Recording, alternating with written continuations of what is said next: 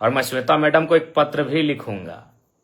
मैं कानूनी कार्रवाई के लिए तो एसपी महोदय को लिखूंगा ही उनके समर्थकों पर, लेकिन श्वेता मैडम को भी लिखूंगा कि श्वेता मैडम, अगर ढूलू महतो कल पहुंच जाए माननीय सांसद, तो क्या आपके समर्थक उनका बोर्ड उखाड़ेंगे?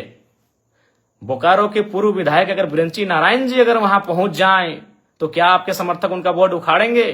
क्योंकि बोकारो जिला से हमारे योगेंद्र प्रसाद मंत्री जी आते हैं। कल को अगर विस्थापितों के समर्थन में योगेंद्र प्रसाद मंत्री जी पहुंच जाएं, तो श्वेता मैडम, क्या आपके समर्थक और आप उनका बोर्ड उखाड़ेंगे? क्या कल को रघुवर दास जी चूंकि गिरिडीह आए थे, हो सके कल बोकारो अगर आ जाए पूर्व मुख्यमंत्री रघुवर दास जी, क्या आपके समर्थक उनका बोर्ड, उनकी गाड़ी का नंबर प्लेट उखाड़ेंगे? अरे आपने तो हद कर दिया।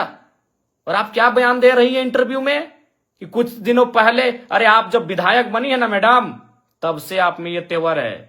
जब हम विधायक नहीं बने थे ना, उससे पहले से हम विस्थापितों की आवाज बनते आए हैं और विस्थापितों के धरने में, आंदोलन में सहभागिता देते आए हैं।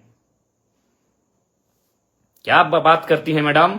आप एक स्त्री थी इसीलिए मौन रहें, आप एक नारी थी इसलिए मौन रहें। बाकी आपको स्वयं मालूम है आपने आज क्या कृत्य किया।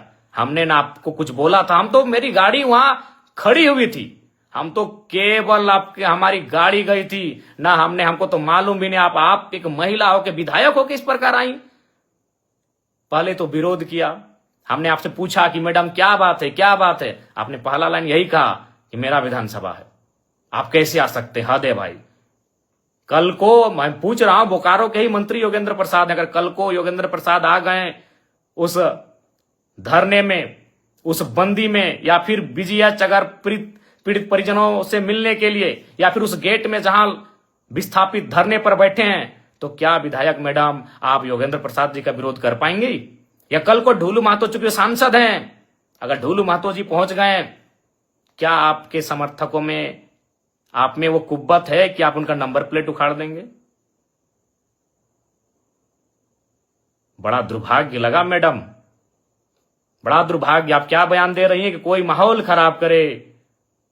तो मैं देखता हूं अगर कल को ढूलू महतो जी जाते हैं, बिरंची नारायण जी जाते हैं, तब आप क्या बोलते हैं।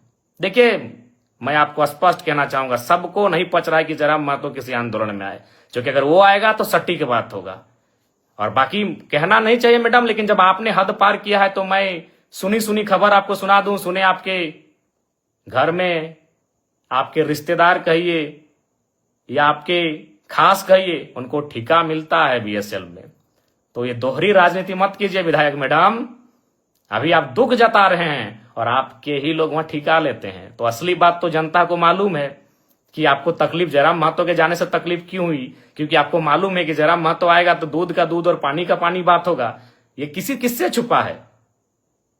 चलिए, नाम लेने में अचरज का है। सुने आपके पति महोदय को वहां ठिका मिलता है, अभी करोड़ों का ठिका मिलता है, तो आप में मुझे देखकर आपका बौखलाना तो लाजमी है। चलिए, फिर भी बुरा नहीं मानते हैं, क्योंकि लड़ाई विस्थापितों की है, लड़ाई विस्थापितों की है। बाकी हमारे समर्थक, हमारे कार्यकर्ता आपको मर्यादित रूप में उत्तर दे देंगे। आपको गांव जाना है, गांव में हमारे कार्यकर्ता, हमारे समर्थक आपको उत्तर दे देंगे, नियमता देंगे।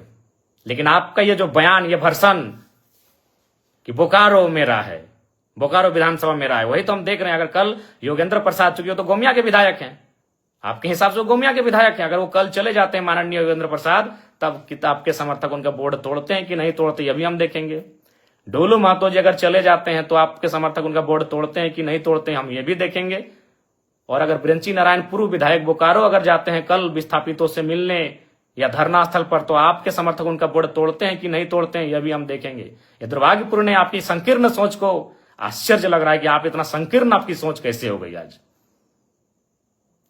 खैर, सोच आपकी संकीर्ण कैसे हुई, और हमको बिल्कुल स्पष्ट कहेंगे, झारखंड वासियों, विस्थापितों, विधायक मैडम के साथ जितने लोग पीछे खड़े थे, आप करीब से उनको चेक कर लीजिए, वो झारखंडी नहीं थे। विधायक मैडम के पीछे जितने लोग थे, जो बोर्ड, हमारी गाड़ी का, चूंकि हम पीछे आ गए, हमारे समर्थक भी हमें घेर लिए थे, हमारे समर्थक नहीं, जो विस्थापित लोग थे धरने की, दादा आप मत जाइए उधर, उसी बीच उन्होंने हमारी गाड़ी को तोड़ फोड़ करना शुरू किया। और हमने पहले ही कह दिया था कि उनको जो करना है करे, वो नारी हैं, हम कुछ नहीं बोलेंगे।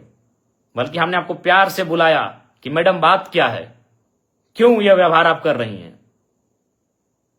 तो ये बहुत ही दुर्भाग्य की बात है। आपका जो ये व्यवहार रहा ये बहुत ही दुर्भाग्य की बात है, लेकिन फिर भी हम उस पर चर्चा नहीं करेंगे, क्योंकि यहां सवाल विस्थापितों के साथ न्याय का है। बाकी आपको हम एक पत्र लिख रहे हैं, उस पत्र का आशा करते हैं आप उत्तर देंगे।